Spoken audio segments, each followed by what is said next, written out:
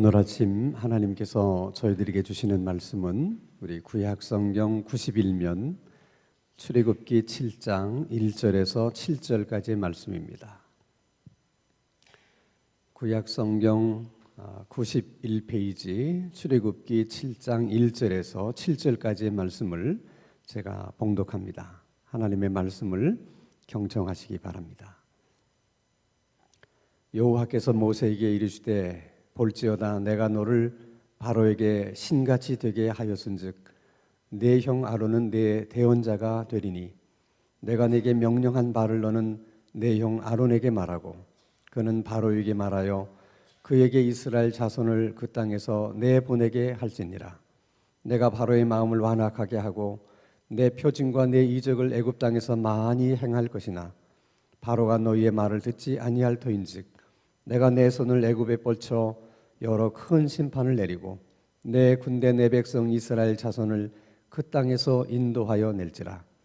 내가 내 손을 애굽 위에 펴서 이스라엘 자손을 그 땅에서 인도하여 낼 때에야 애굽 사람이 나를 여호와인 줄 알리라 하시매 모세와 아론이 여호와께서 자기들에게 명령하신 대로 행하였더라. 그들이 바로에게 말할 때에 모세는 80세였고 아론은 83세였더라. 아멘. 덴마크의 유명한 아동 작가인 안데르센의 미운 오리 새끼라는 동화가 있습니다. 우리들이 잘 아는 얘기죠. 유난히도 큰 알에서 깨어난 새끼 오리는 보통 다른 오리들과는 그 모양이 달라서 따돌림을 당합니다. 그 따돌림이 너무 힘들어서 어느 날 이제 집을 떠나게 됩니다. 이곳저곳을 돌아다니면서 얼마나 많은 어려움을 겪고 또 고생을 하게 되는지 모릅니다. 이제 그러다가 어느 날 백조들을 만나서 자기는 오리가 아니라 하늘을 날 수 있는 백조라는 사실을 새롭게 깨닫게 되면서 그 백조들과 함께 행복한 삶을 살아가게 되었다 하는 이야기입니다. 저는 가끔 그 이야기를 생각할 때마다 이게 좀 얘기가 반대로 됐으면 어땠을까 하는 엉뚱한 생각을 가끔씩 해볼 때가 있었습니다. 예를 들면 유난히도 작은 알에서 깨어난 작은 백조가 다른 백조들과는 모양이 너무 달라서 따돌림을 받게 됐고 그게 너무 견디기가 어려워서 그 백조가 집을 떠나서 이곳저곳 방황하다가 어느 날 오리들을 만나서 자기는 하늘을 날 수 있는 백조가 아니고 오리구나 이렇게 깨닫게 돼서 오리들과 함께 아주 행복한 삶을 살게 되었다. 그런 이야기도 여러분 있을 법하지 않습니까? 중요한 것은 자신은 백조인데 평생을 오리라고 생각하면서 산다는 것은 그것은 인생이 참 불행한 거예요. 자기는 백조인데 늘 오리라고 생각하니까 자신을 과소평가하게 되고 늘 열등의식을 갖고 그렇게 살아갈 수밖에 없는 것입니다. 반대로 자신은 오리인데 마치 자기가 백조인 것처럼 생각하고 살아도 그 역시 또 불행한 거예요. 자신은 분명 오리인데 늘 백조라고 생각하기 때문에 자기를 과대평가하게 되고 또 우월의식 속에서 살아가게 되는 것이죠. 여러분, 행복이라고 하는 것은 그렇게 복잡하거나 어려운 문제가 아니에요. 내가 누군지 자기 자신을 바로 알고 바로 깨닫고 바로 이해해서 내가 남처럼 사는 게 아니고 남으로 사는 것이 아니라 자기 자신으로 사는 것이 그게 행복한 거예요. 백조에게는 백조의 삶이 있고 오리에게는 오리의 삶이 있는 것입니다. 굳이 백조가 오리처럼 살 필요도 없지만 역시 오리도 백조처럼 살 필요가 없는 거예요. 백조는 백조처럼 살 때 행복한 것이고 오리는 오리처럼 살 때 행복한 것입니다. 문제는 우리가 우리 자신을 그렇게 바르게 이해한다는 것이 생각처럼 쉽지가 않다는 거예요. 그래서 우리는 우리 자신으로 살지를 못하는 거예요. 왜 우리는 우리 자신을 이해하는 것이, 아는 것이 그처럼 어려울까? 사람들은 대부분 자기를 이해할 때 그 기준을 다른 사람을 기준으로 삼습니다. 그리고 그 사람하고 비교해서 자신을 이해하는 거예요. 그래서 자신을 바르게 이해하기가 어려운 것입니다. 우리가 어차피 혼자 사는 세상이 아니고 더불어 살아야 되고 또 함께 살아야 되는 세상이기 때문에 전혀 남을 의식하지 않고 살 수는 없어요. 그러나 남을 의식하고 산다고 할지라도 내가 열등의식을 가질 수밖에 없도록 또는 우월의식을 갖도록 만드는 그 정도까지 남을 의식하면서 산다는 것은 그것은 건강한 삶의 자세가 아닙니다. 제가 가끔 이게 소그룹을 하게 되면 그 소그룹 멤버들 가운데 이런 질문을 던질 때가 있어요. 당신은 당신이 할 수 있는 일 가운데 가장 잘할 수 있는 일이 무엇입니까? 장점이라고 내놓을 수 있는 게 무엇입니까? 이렇게 물으면 대부분의 경우에는 쉽게 대답을 못해요. 그러다 결국 하는 말이 저는 잘하는 게 별로 없어요. 저는 장점이 별로 없어요. 라고 얘기를 해요. 대부분의 사람들이 그렇게 얘기를 합니다. 왜 그렇게 얘기를 하는 걸까? 간단해요. 내가 잘하는 게 정말 뭘까? 생각해 보니까 나름대로 노래를 잘하는 것 같아요. 그래서 저는 노래를 잘합니다. 이렇게 말하려고 하는 순간 누가 생각나요? 자기보다 노래를 훨씬 잘하는 누군가가 생각나는 거예요. 그 사람을 생각하면 자기는 절대 노래를 잘하는 게 아니야. 그렇기 때문에 자기는 노래를 잘한다고 말하지 못하는 거예요.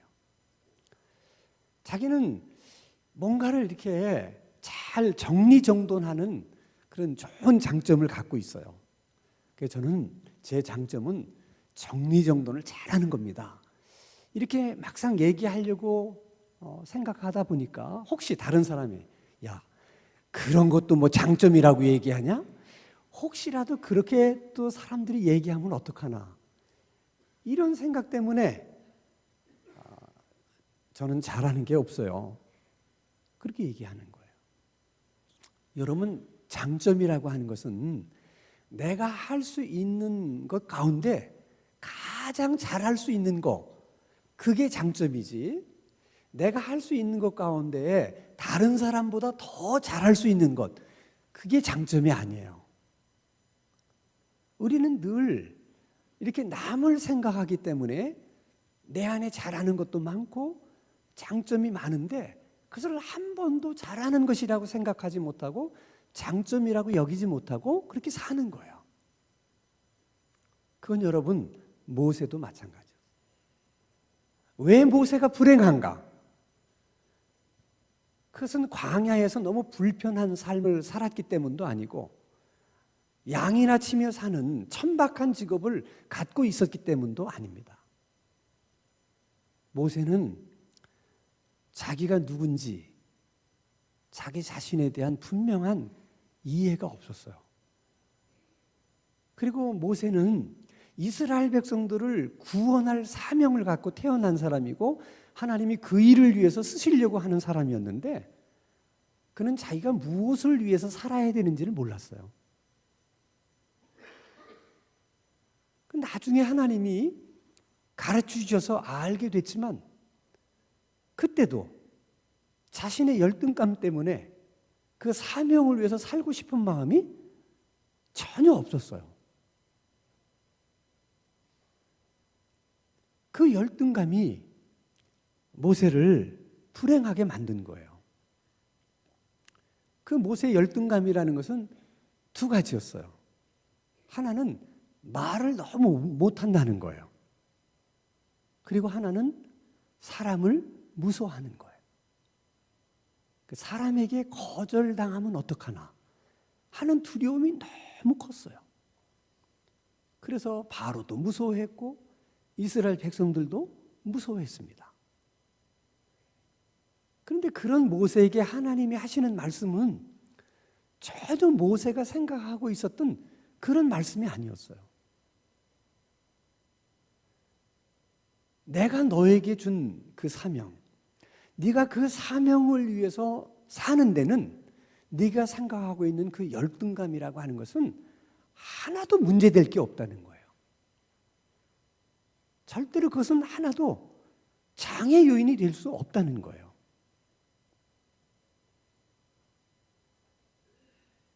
그게 하나님의 생각이에요.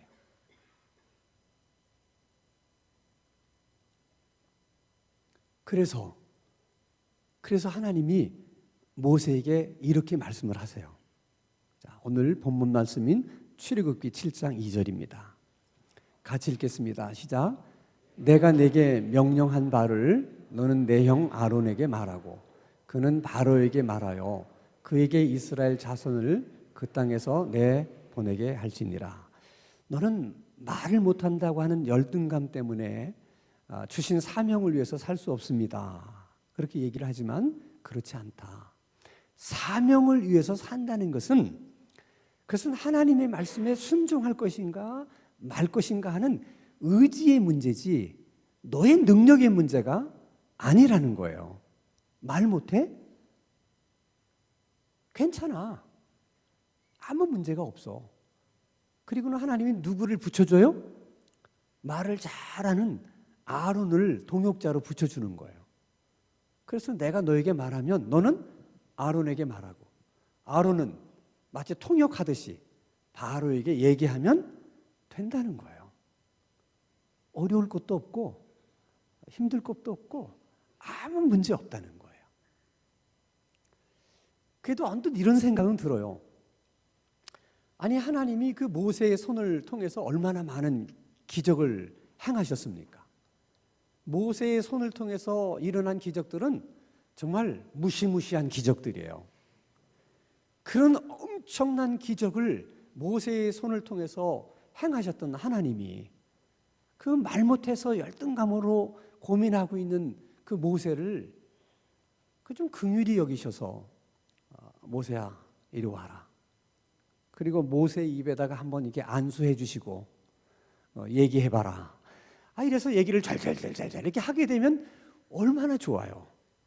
근데 왜 하나님이 모세의 손을 통해서 그렇게 엄청난 기적을 행하시면서 아니 그 정도의 기적도 왜 모세에게는 행하지를 않으실까? 여러분 하나님은 마술사가 아니에요. 그저 시도 때도 없이 마술사가 마술을 이렇게 보이는 것처럼 하나님은 절대 그렇게 기적을 행하시는 분이 아니에요. 하나님이 기적을 행하실 때는 반드시 그 기적을 행할 수밖에 없는 이유가 있고 목적이 있을 때만 하나님이 기적을 행하시는 거예요. 하나님은 그런 기적을 행하지 않으신다고 해서 하나님의 일을 못 하시는 분이 아니세요. 그래서 모세에게는 누구를 동역자로 붙여줬어요? 아론을. 그게 또 하나님이 일하시는 하나님의 일의 원리이자 하나님의 스타일이세요. 여러분 오늘 우리들도 똑같습니다. 하나님이 뭔가 우리에게 좀 이게 사명을 줘서 좀 하나님의 일을 해라 이렇게 말씀하시면 다 우리가 똑같이 하나님에게 하는 얘기가 있어요. 저는 이게 부족해서 못하고요. 저는 이것이 좀 모자라서 못하고요. 그러니까 하나님 내가 이렇게 부족하다고 여기는 거 채워주시고 모자란 부분 이런 거 다 하나님 이렇게 잘 이렇게 배려해 주시면 그럼 제가 일하겠습니다. 여러분 사명을 위해서 사는 것은 의지의 문제지 능력의 문제가 아니라는 거예요. 그냥 말씀에 순종해서 부족하지만, 연약하지만 순종해서 일을 하면 필요하다면 하나님이 아론을 붙여주듯이 여러분들의 부족한 면을 보완해 줄 수 있는 사람들을 다 이렇게 붙여줘서 문제없이 그 일을 해나갈 수 있도록 하나님이 해주신다는 거야. 그러니까 여러분, 순종하려고 하는 우리 마음이 중요한 거예요. 하나님이 모세에게 또 이렇게 얘기를 하세요. 자, 출애굽기 7장 1절입니다. 같이 읽겠습니다. 시작. 여호와께서 모세에게 이르시되 볼지어다 내가 너를 바로에게 신같이 되게 하였은즉 내 형 아론은 내 대언자가 되리라. 내가 너를 바로에게 하나님처럼 되게 했다. 이건 굉장히 놀라운 말씀이세요. 이게 무슨 뜻일까? 자, 여러분, 하나님이라고 하는 이름은 이스라엘 사람들의 언어인 히브리어로 하면 엘이라는 단어예요. 그래서 하나님의 이름에는 항상 엘이 들어가요. 그 하나님을 지칭하는 단어가 엘이에요. 그래서 엘로힘 또는 엘샤다이.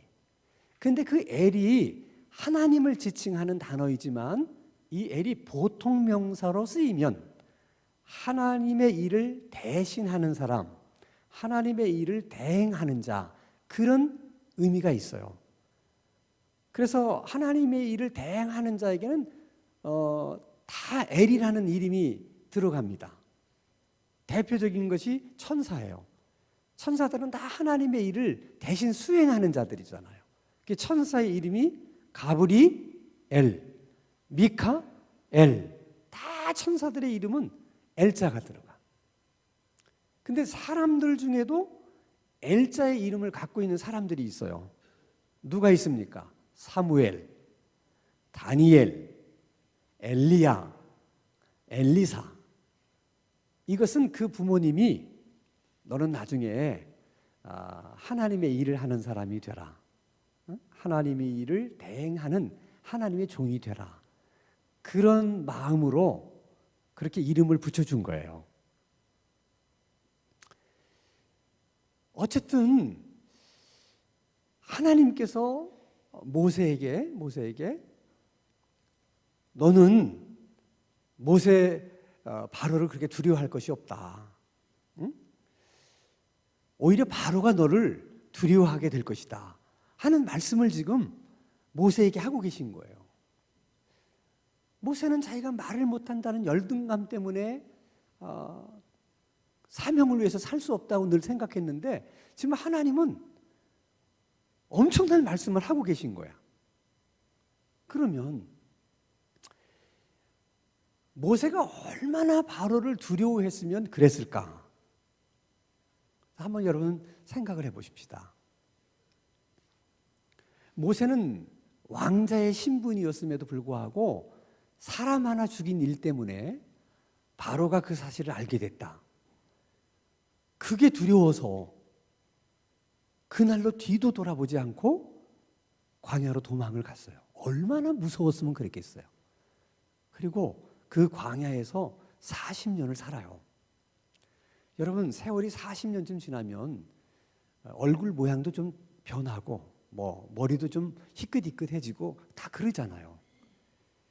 그러면 모세가 그래도 애굽에서 40년 살았다면 왜 지인이 없겠어요? 40년 동안 왕자로 살면서 도움 준 사람들이 왜 없겠어요?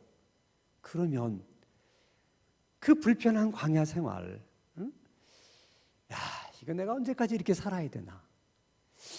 세월이 이렇게 많이 지났는데 혹시 그 바로 왕은 아직까지 살아있을까? 또 그 바로 왕은 지금 뭘 하고 살까? 궁금하지도 않겠어요? 그리고 내가 이제 40년이나 지나서 나를 알아보는 사람들도 많지 않을 텐데 그럼 내가 애굽으로 한번 가봐서 형편이 어떤가 살펴보고 그동안 내게 신세진 사람 그런 사람들을 통해서 내가 어딘가 애굽 땅에서 거처를 만들고 내가 애굽 땅에서 사는 것이 아니 광야에서 사는 것보다 100번 낫지 않겠어요? 그런데 모세는 광야에서 40년 사는 동안 한 번도 그런 생각을 안 했어요. 그만큼 두려웠던 거예요. 그러니까 우리식으로 얘기하면 애굽 땅을 바라보고 뭐도 안 해. 뭐도 안 했다는 거야. 너무 두려워서. 그런데 지금 하나님은 뭐라고 말씀하시냐면 모세 보고, 야, 정작 두려워하는 것은 네가 아니고 바로라는 거야. 네가 바로를 그렇게 무서워하는 것처럼 바로가 너를 그렇게 무서워하도록 내가 너를 만들어 주겠다는 거야. 바로 앞에 너는 하나님처럼 보이게 될 것이다. 이것은 여러분 엄청난 반전이에요. 그러면 모세 입장에서 그렇게 바로가 두려워서 광야에서 40년 사는 동안에 애굽을 쳐다보지도 않았는데 그 바로 앞에 섰어요. 근데 막상 그 바로가 모세를 보고 엄청 두려워하는 거예요. 그랬을 때 모세가 어떤 생각이 들었을까? 아마도 모세의 일생 중에 그때가 가장 황홀하고 행복했을 것 같아요. 그렇게 두려웠던 그 바로가 오히려 자기를 보고 두려워하는 그 모습을 보면서 얼마나 쾌재를 불렀겠어요. 근데 이것이 여러분 모세만의 얘기가 아니라는 거예요. 이스라엘 백성들의 경우도 마찬가지예요. 자, 여러분 민수기 13장 우리 32절에서 33절 한번 같이 읽겠습니다. 시작.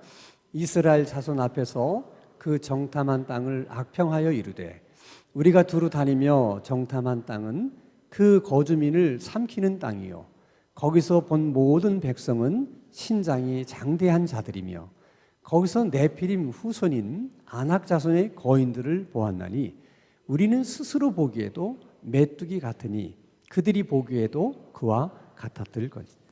자, 가나안 땅에 들어가기 전에 미리 정탐꾼들을 보내서 다 살피고 오게 했어요. 근데 정탐꾼들이 와서 보고를 하는데 그 내용이 한결같은 내용이에요. 그 땅에 사는 그 원주민들이 키도 크고 몸집도 등치도 크고 너무 강하게 생겨 먹었기 때문에 우리는 그들과 싸울 수 없다는 거예요. 얼마나 그들이 장대하고 얼마나 사람들이 튼튼하게 생겼는지 그냥 척 보는 순간 오금이 저려가지고 아무 생각도 안 들었다는 거야. 그러니 어떻게 그런 사람들을 상대로 우리가 싸움을 할 수가 있으며 싸워서 이길 수 있겠냐는 거야. 안 된다는 거예요. 오죽했으면 다시 애굽 땅으로 돌아가자고 그랬겠어요. 중요한 것은 정말 그들의 생각처럼 그들이 그렇게 무서운 존재였는가? 그렇게도 두려웠던 존재였는가? 40년 후에 하나님이 그 사실을 보여주세요. 그게 여호수아서 2장 9절에서 11절의 말씀입니다. 같이 읽겠습니다. 시작. 말하되 여호와께서 이 땅을 너희에게 주신 줄을 내가 아노라. 우리가 너희를 심히 두려워하고 이 땅 주민들이 다 너희 앞에서 간담이 녹나니 이는 너희가 애굽에서 나올 때에 여호와께서 너희 앞에서 홍해 물을 마르게 하신 일과 너희가 요단 저쪽에 있는 아모리 사람의 두 왕 시혼과 오게에 행한 일 곧 그들을 전멸시킨 일을 우리가 들었음이니라. 우리가 듣자 곧 마음이 녹았고 너희로 말미암아 사람이 정신을 잃었나니 너희의 하나님 여호와는 위로는 하늘에서도 아래로는 땅에서도 하나님이시니라. 똑같이 40년 만에 정탐꾼을 또 보냅니다. 가장 견고한 성읍인 여리고성에 정탐꾼을 보냈어요. 그랬더니 그 정탐꾼을 감추어뒀던 라합이라는 여자가 여리고 사람이에요. 그가 이렇게 얘기하는 거야. 너희들이 몰려온다는 얘기를 듣고 모든 주민들이 그냥 마음이 다 녹아내리고 정신줄을 다 놓았다. 왜? 너무 두려워서. 정작 두려워하고 있었던 사람은 누구예요? 가나안 원주민들이었다는 거예요. 그런데 이스라엘 백성들이 두려워한 거예요. 이게 여러분 마귀의 속임수야. 언제나 마귀는 믿는 사람들을 그렇게 속이는 거예요. 그러니까 여러분들이 계속 염려하고 걱정하고 두려워하면 그러면 마귀에게 붙잡혀요. 한 번 마귀가 붙잡으면 절대로 여러분을 놓지 않습니다. 그러면 더 염려하게 만들고 더 걱정하게 만들고 그리고 더 두려워하게 만들어요. 마귀가 그러는 거예요. 근데 실상 나중에 알고 보니까 사실은 누가 두려워하고 있어? 마귀가 두려워하고 있는 거야. 근데 그걸 우리만 모르는 거예요. 왜? 마귀에게 속아서. 그것은 건강도 마찬가지예요. 의사들의 얘기를 들으면 우리 몸속에는 암세포가 하루에도 뭐 수십 개, 수백 개가 생긴대. 생기는데 건강한 세포가 그 암세포를 다 잡아먹고 그걸 다 죽이기 때문에 암이 안 생긴다는 거예요. 누가 그렇게 얘기했다고요? 내가 한 얘기가 아니고 누가? 의사가 그렇게 얘기하는 거예요. 그러니까 암세포는 우리의 정상세포를 두려워하는 거야. 왜? 수도 없이 일어나지만 매번 패하거든. 매번 잡혀먹거든. 그러니까 암세포가 우리를 두려워해요. 근데 우리가 어느 날 저항력이 떨어지게 되면 그때 암세포가 득세하는 거예요. 그래도 기본적으로는 암세포는 우리를 두려워하게 돼 있는 거야. 근데 암입니다 하는 진단을 듣는 순간 누가 두려워해? 우리가 두려워하는 거예요. 마치 그 암을 네피림의 후손 아낙 자손인 것처럼 그렇게 말하는 거야. 누가? 우리가. 그래서 우리 몸의 주인은 내가 그렇게 두려워하니까 마치 그것이 모세가 두려워하는 것과 같은 거야. 근데 실상은 정반대라는 거야. 그러니까 여러분, 하나님을 믿는 사람들은 하나님 외에는 아무것도 두려워할 게 없어요. 두려워해서도 안 돼요. 혹시 우리가 암에 걸려서 죽게 된다 하더라도 그것은 암 때문에 내가 죽는다 그렇게 말해서는 안 돼요. 암은 우리를 두려워한다니까요. 설사 내가 암 때문에 죽게 된다 하더라도 하나님을 믿는 우리들은 내가 하나님 나라에 갈 시간이 돼서 내가 가는 거다. 그렇게 생각해야지 그 무시무시한 암에게 내가 죽는다. 이런 생각을 해서는 안 된다는 거예요. 그게 다 속고 있는 거예요, 우리가. 하나님이 모세에게 그러잖아요. 내가 바로 앞에서 너를 하나님처럼 그렇게 되도록 해주겠다. 그렇게 말씀하시잖아요. 그러니까 하나님이 주신 사명을 위해서 사는 사람들은 그 사명을 포기하거나 그리고 그 사명으로부터 도망치지만 않는다면 그 사명을 위해서 사는 일에 거침이 될 수 있는 장애가 될 수 있는 일은 아무것도 없다는 거야. 하나님 주신 사명이 무엇보다 강하기 때문에 장애물보다. 왜 그렇습니까? 그 사명을 주신 그분이 하나님이시고 그 사명을 이루시는 분이 하나님이시기 때문에 그런 거예요. 행복하게 사는 것 어렵지 않아요. 내가 누군지 나를 바로 알고 바로 이해해서 남은 생애만큼이라도 남으로 살지 말고 여러분 자신으로 사세요. 그리고 하나님이 이 땅에서 내가 뭘 하기를 원하시는지 주신 사명이 뭔지 그걸 잘 깨닫고 또 이해해서 그 사명을 위해서 사세요. 그러면 우리가 살아가는 삶의 여정 속에 바로 같은 사람도 만날 수 있고 바로 같은 문제를 만날 수는 있지만 언제나 그때마다 하나님은 바로 같은 그 문제 앞에서, 바로 같은 그 사람 앞에서 우리를 누구처럼? 하나님처럼 만들어 주시겠다는 거죠. 아멘? 그렇게 살 때 우리가 행복하게 신앙생활을 할 수 있으리라 믿습니다. 성도들 모두가 그런 삶을 살아가게 되기를 주님의 이름으로 축원합니다. 기도하십시다. 거룩하신 아버지 하나님, 우리 자신이 누구인지 바로 알고 그리고 바로 깨달을 수 있는 은혜를 주셔서 우월감도 없이 열등감도 없이 그저 우리 자신으로 살아갈 수 있게 하여 주시옵소서. 우리가 무엇을 위해 살아야 하는지 우리들의 삶의 현장 안에서 모세처럼 분명한 삶의 목적과 주신 사명을 위해서 살아갈 수 있는 우리들의 삶이 될 수 있도록 늘 하나님 저희들을 인도하여 주시옵소서. 예수 그리스도의 이름으로 기도하옵나이다. 아멘.